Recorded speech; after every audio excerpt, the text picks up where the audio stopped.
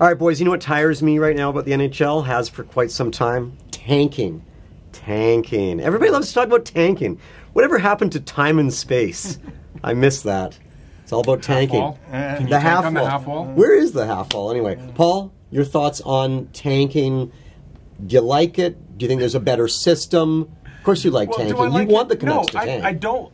The fans seem to want to. We see that reaction here all the time, Jonathan. I think that it's offensive to suggest that any team would lose on purpose, but if you put a subpar lineup out there and you still get to see young players develop and you lose the game, then the fans are happy. At least that's what happened last week. We saw a game against the Sharks where the Canucks lost, but we got goals from Virtanen and Barchi, and the fans saw the young players show progress, look like they really were moving in the right direction. So generally we get feedback here that that's what the fans want from the team because, you know, they want that higher draft pick. But honestly, I think if you're a paying customer, do you really want that? Do you want to go to a game and see the team put out a lineup that doesn't have a chance to be competitive? How would you feel if the Sedins were rested down the stretch because you're trying to lose games? I think that's when it would look a little bit more distasteful. So ultimately, I think if you're trying to lose a game, it's offensive to anyone who's paid money to see the game. But if you are just trying to maximize your chances for a higher pick, you know, I can understand why fans feel that way.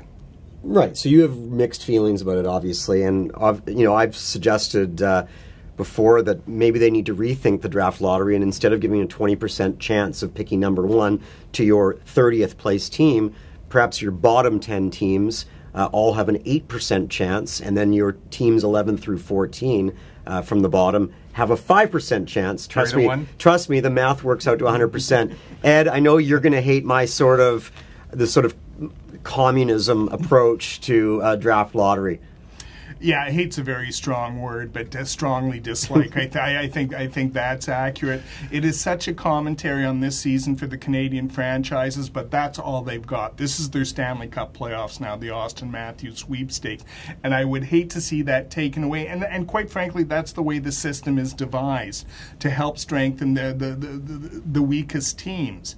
And if that's the bottom 3, and I think, you know, they played around with the odds now that it's at least equitable, and it's not like, you know, the pre-lottery days when the Montreal Canadiens can send Ralph Baxter to the LA Kings to ensure that they get the first overall pick, which turns out to be Guy Lafleur. The Pittsburgh Penguins send their starting goalie to the minors to make sure they get the first overall pick, which turns out to Mario Lemieux.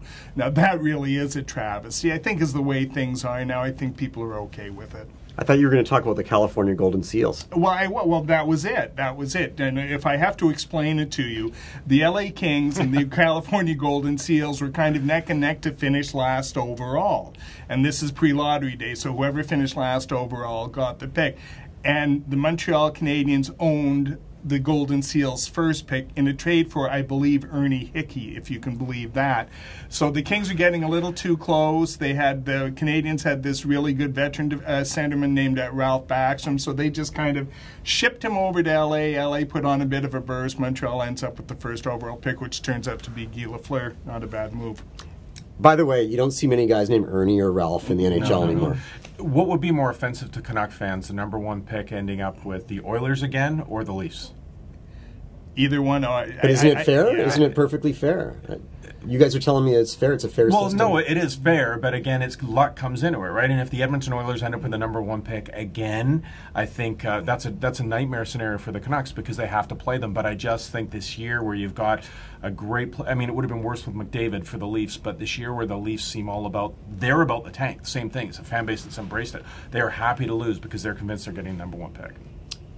Eddie, anything else? Well, I would just say this. It would be the ultimate irony if the Leafs didn't get the first overall pick because they have made such a mighty effort to strip their team down to the wet. I mean, I'm pretty sure at the start of the season the team they had with the Marlies would beat the current edition of the Leafs. I mean, it is an NHL team in name only. Okay, except that a week ago, they had 5 guys make their NHL debut on the same night, and it made people really excited for the first time all year. Okay, absolutely, and I think that's because the Leafs have done a better job in messaging than the Canucks have. And they have completely sold out to the tank and to the massive rebuild. And every move they've made has been along. There hasn't been any confusion, any equivocation about what they're trying to do, unlike our friends the Canucks. But the same thing, though. We're sitting here and we'll get on our soapbox or a high horse, whichever you can reach. You're on the high horse. And we're sitting, you're on the soapbox, and we're sitting here and we're shaking our fists at how wrong the system is. Yet the fans love this. Yeah. Ed says it's the way the system works, absolutely, and yet there's still a chance for maybe the Montreal Canadiens to get the first overall pick. It keeps the interest up there, but it's for teams to lose, not to win. All right, well, we're hoping that the Canucks either draft a guy named Ralph or a guy named Ernie.